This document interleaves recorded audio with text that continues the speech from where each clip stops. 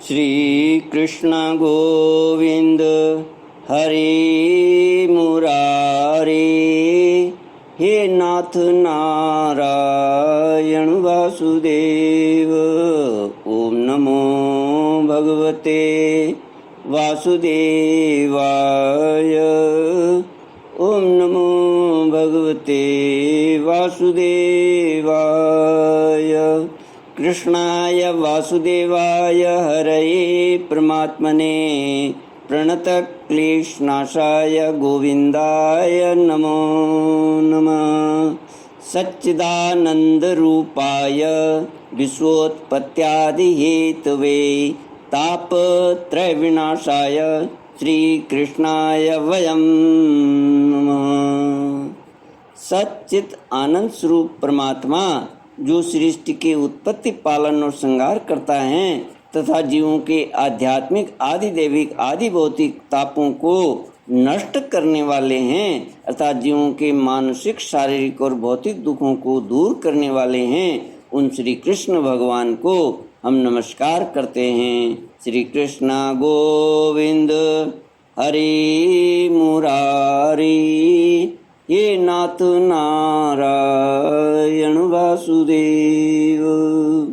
श्रीमद्भागवत चतुर्थ स्कंद अथ सप्तदशोऽध्यायः। मैत्रेय उवाच एवं स भगवान् वैन्यः ख्यापितो गुणकर्मभिः छन्दयामास तान् कामे प्रतिपूज्याभिनन्द्य च। महाराज पृथु का पृथ्वी पर कुपित होना और पृथ्वी के द्वारा उनकी स्तुति करना।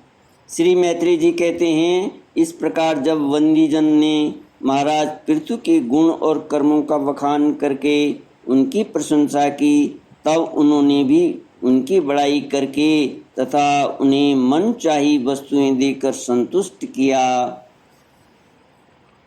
उन्होंने ब्राह्मण आदि चारों वर्णों, सेवकों, मंत्रियों, पुरोहितों, पूर्ववासियों, देशवासियों, भिन्न भिन्न व्यवसायियों तथा अन्यान्य आज्ञानुवर्तियों का भी सत्कार किया। विदुर जी ने पूछा, ब्रह्मन, पृथ्वी तो अनेक रूप धारण कर सकती है, उसने गौ का रूप ही क्यों धारण किया? और जब महाराज पृथु ने उसे दुहा तब बछड़ा कौन बना और दुहने का पात्र क्या हुआ?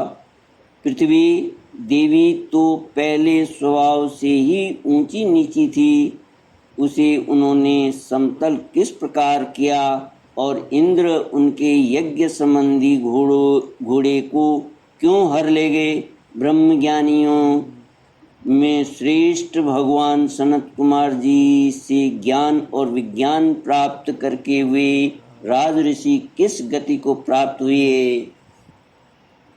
पृथु रूप से सर्वेश्वर भगवान श्री कृष्ण ने ही अवतार ग्रहण किया था, अतः पुण्य कीर्ति श्री हरि के उस पृथु अवतार से संबंध रखने वाले जो और भी पवित्र चरित्र हों, वे सभी आप मुझसे कहिए। मैं आपका और श्री कृष्णचंद्र का बड़ा अनुरक्त भक्त हूँ। श्री सूत जी कहते हैं, जब विदुर जी ने भगवान वासुदेव की कथा कहने के लिए इस प्रकार प्रेरणा की, तब मैत्रेय जी प्रसन्न चित्त से उनकी प्रशंसा करते हुए कहने लगे। श्री मैत्रेय जी ने कहा, विदुर जी, ब्राह्मणों ने महाराज पृथु का राज्याभिषेक करके उन्हें प्रजा का रक्षक उद्घोषित किया। इन दिनों पृथ्वी अन्नहीन हो गई थी, इसलिए भूख के कारण प्रजाजनों के शरीर सूख कर कांटे हो गए थे। उन्होंने अपने स्वामी पृथु के पास जाकर अपने राजा स्वामी पृथु के पास आकर कहा, राजन, जिस प्रकार कोटर में सुलगती हुई आग से पेट जल जाता है, उसी प्रकार हम पेट की भीषण ज्वाला से जले जा रहे हैं। आप शरणागतों की रक्षा करने वाले हैं और हमारे अन्नदाता प्रभु बनाए गए हैं, इसलिए हम आपकी शरण में आए हैं। आप समस्त लोगों की रक्षा करने वाले हैं, आप ही हमारी जीविका के भी स्वामी हैं। अतः राजेश्वर, आप हम क्षुधा पीड़ितों को शीघ्र ही अन्न देने का प्रबंध कीजिए। ऐसा न हो कि अन्न मिलने से पहले ही हमारा अंत हो जाए। श्री मैत्रेय जी कहते हैं, कुरुवर प्रजा का करुण क्रंदन सुनकर महाराज पृथु बहुत देर तक विचार करते रहे। अंत में उन्हें अन्नाभाव का कारण मालूम हो गया। पृथ्वी ने स्वयं ही अन्न एवं औषधादि को अपने भीतर छिपा लिया है। अपनी बुद्धि से इस बात का निश्चय करके उन्होंने अपना धनुष उठाया और त्रिपुर विनाशक भगवान शंकर के समान अत्यंत क्रोधित होकर पृथ्वी को लक्ष्य बनाकर बाण चढ़ाया। उन्हें शस्त्र उठाए देख पृथ्वी कांप उठी और जिस प्रकार व्याध के पीछा करने पर हरिणी भागती है, उसी प्रकार वह डरकर गौ का रूप धारण करके भागने लगी। यह देखकर महाराज पृथ्वी की आंखें क्रोध से लाल हो गईं। वे जहाँ पृथ्वी गई वहाँ धनुष पर बाण चढ़ाए उसके पीछे लगे रहे। दिशा विदिशा स्वर्ग पृथ्वी और अंतरिक्ष में जहाँ भी वह दौड़ कर जाती, वहीं उसे महाराज पृथु हथियार उठाए अपने पीछे दिखाई देते। जिस प्रकार मनुष्य को मृत्यु से कोई नहीं बचा सकता, उसी प्रकार उसे त्रिलोकी में वेन पुत्र पृथु से बचाने वाला कोई भी न मिला। तब वह अत्यंत भयभीत होकर दुखित चित्त से पीछे की ओर लौटी और महाराज महाभाग पृथु जी से कहने लगी, धर्म के तत्व को जानने वाले शरणागत वत्सल राजन, आप तो सभी प्राणियों की रक्षा करने में तत्पर हैं। आप मेरी भी रक्षा कीजिए। मैं अत्यंत दीन और निरपराध हूँ। आप मुझे क्यों मारना चाहते हैं? इसके सिवा आप तो धर्मज्ञ माने जाते हैं, फिर मुझ स्त्री का वध आप कैसे कर सकेंगे? स्त्रियाँ कोई अपराध करें तो साधारण जीव भी उन पर हाथ नहीं उठाते। फिर आप जैसे करुणामय और दीन वत्सल तो ऐसा कर ही कैसे सकते हैं? मैं तो एक सुदृढ़ नौका के समान हूँ। सारा जगत मेरे ही आधार पर स्थित है। मुझे तोड़कर आप अपने को और अपनी प्रजा को जल के ऊपर कैसे रखेंगे? श्री कृष्ण गोविंद हरे मुरारे, हे नाथ नारायण वासुदेव। महाराज पृथु ने कहा, पृथ्वी तू मेरी आज्ञा का उल्लंघन करने वाली है।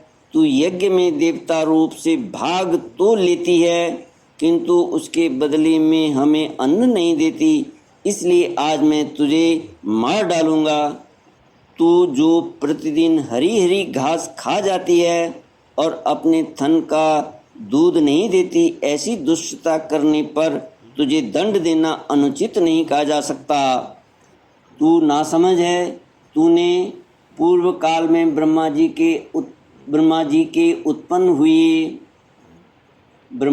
के उत्पन्न किए हुए अन्न आदि के बीजों को अपने में लीन कर लिया है और अब मेरी भी परवाह न करके उन्हें अपने गर्भ से निकालती नहीं। अब मैं अपने बाणों से तुझे छिन्न भिन्न कर मेरे से इन क्षुधातुर और दीन प्रजाजनों का करुण क्रंदन शांत करूँगा। जो दुष्ट अपना ही पोषण करने वाला तथा अन्य प्राणियों के प्रति निर्दय हो, वह पुरुष स्त्री अथवा नपुंसक कोई भी हो, उसका मारना राजाओं के लिए न मारने के समान है। तो बड़ी गर्वीली और मदोन्मत्ता है। इस समय माया से ही यह गौ का रूप धारण किए हुए है। मैं बाणों से तेरे टुकड़े टुकड़े करके अपने योग बल से प्रजा को धारण करूँगा। इस प्रकार महाराज पृथु काल की भांति क्रोधमयी मूर्ति धारण किए हुए थे। उनके ये शब्द सुनकर धरती कांपने लगी और उसने अत्यंत विनीत भाव से हाथ जोड़कर कहा। पृथ्वी ने कहा, आप साक्षात परम पुरुष हैं तथा अपनी माया से अनेक प्रकार के शरीर धारण कर गुणमय जान पड़ते हैं। वास्तव में आत्मानुभव के द्वारा आप अधिभूत, अध्यात्म और आदिदैव संबंधी अभिमान और उससे उत्पन्न हुए राग द्वेष आदि से सर्वथा रहित हैं। मैं आपको बार बार नमस्कार करती हूँ। आप संपूर्ण जगत के विधाता हैं। आपने ही यह त्रिगुणात्मक सृष्टि रची है और मुझे समस्त जीवों का आश्रय बनाया है।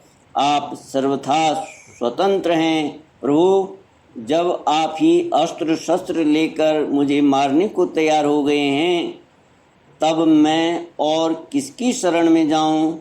कल्प के आरंभ में आपने अपने आश्रित रहने वाली अनिर्वचनीय माया से ही इस चराचर जगत की रचना की थी और उस माया के ही द्वारा आप इसका पालन करने के लिए तैयार हुए हैं।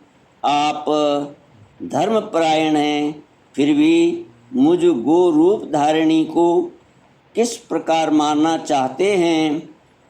आप एक होकर भी मायावश अनेक रूप जान पड़ते हैं तथा आपने स्वयं ब्रह्मा को रचकर उनसे विश्व की रचना कराई है। आप साक्षात सर्वेश्वर हैं। आपकी लीलाओं को अजितेंद्रिय लोग कैसे जान सकते हैं? उनकी बुद्धि तो आपकी दुर्जय माया से विक्षिप्त हो रही है। आप ही पंचभूत, इंद्रिया, उनके अधिष्ठात्री देवता, बुद्धि और अहंकार रूप अपनी शक्तियों के द्वारा कर्मशः जगत की उत्पत्ति, स्थिति और संहार करते हैं। भिन्न भिन्न कार्यों के लिए समय समय पर आपकी शक्तियों का आविर्भाव तिरोभाव हुआ करता है।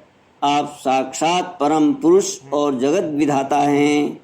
आपको मेरा नमस्कार। अजन्मा प्रभु, आप ही अपने रचे हुए भूत, इंद्रिय और अंतःकरण रूप जगत की स्थिति के लिए आदि वराह रूप होकर मुझे रसातल से जल के बाहर लाए थे। इस प्रकार एक बार तो मेरा उद्धार करके आपने धराधर नाम पाया था। आज ही आप वीर मूर्ति से जल के ऊपर नौका के समान स्थित मेरे ही आश्रय रहने वाली प्रजा की रक्षा करने के अभिप्राय से पहने पहने बाण चढ़ाकर दूध न देने के अपराध में मुझे मारना चाहते हैं। इस त्रिगुणात्मक सृष्टि की रचना करने वाली आपकी माया से मेरे जैसे साधारण जीवों के चित्त मोहग्रस्त हो रहे हैं। मुझ जैसे लोग तो आपके भक्तों की लीलाओं का भी आशय नहीं समझ सकते। फिर आपकी किसी क्रिया का उद्देश्य न समझें तो इसमें आश्चर्य ही क्या है। अतः जो इंद्रिय संयमादि के द्वारा विरोचित यज्ञ का विस्तार करते हैं, ऐसे आपके भक्तों को भी नमस्कार है। श्री कृष्ण गोविंद हरि मुरारी, हे नाथ नारायण वासुदेव। इति श्रीमद्भागवते महापुराणे पारमहंस्यां संहितायां चतुर्थस्कन्धे पृथुविजये धरित्रीनिग्रहो नाम सप्तदशोऽध्यायः। ॐ पूर्णमदः पूर्णमिदं पूर्णात् पूर्णमुदच्यते पूर्णस्य पूर्णमादाय पूर्णमेवावशिष्यते। ओम शांति शांति शांति। हरि ओम। श्री गुरुभ्यो